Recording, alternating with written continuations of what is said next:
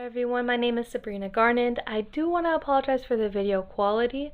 Unfortunately, the only way I'm able to complete this assignment is by using my cell phone. So it's not ideal, but it's the best I have.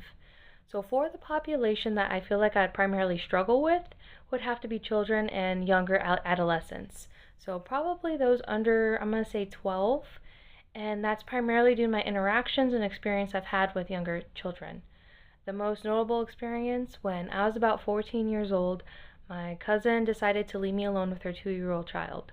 So she was a good baby, she was really sweet.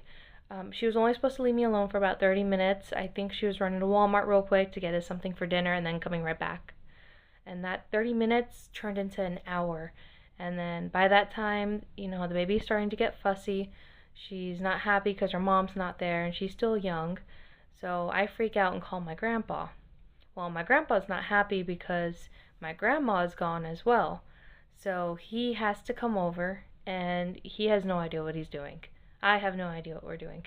We have a 2-year-old who's just screaming, and I guess she had colic or something going on medically that we didn't even know about. So she needed medication and we didn't know, and she was just screaming her head off. And the next thing I know, I'm calling my cousin, she's not answering.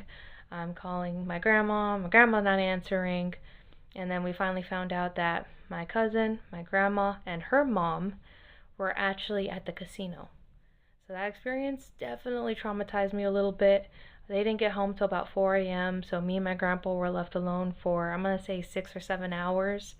And it took so long to get that baby to go to sleep. It was such a rough night.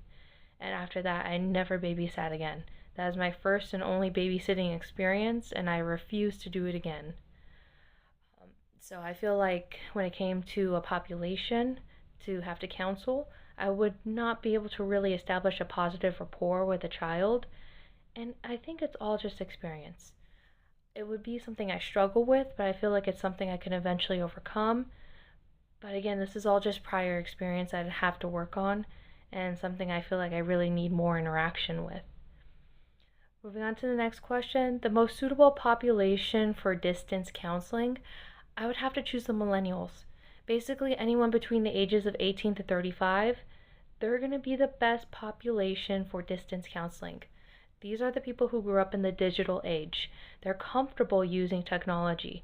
We've grown up with Zoom, Skype, and Microsoft Teams. These are all applications that we use on our day-to-day lives. I remember being young and Skype was the big one. That was my first video streaming site where I was able to go and talk to people. Additionally with that,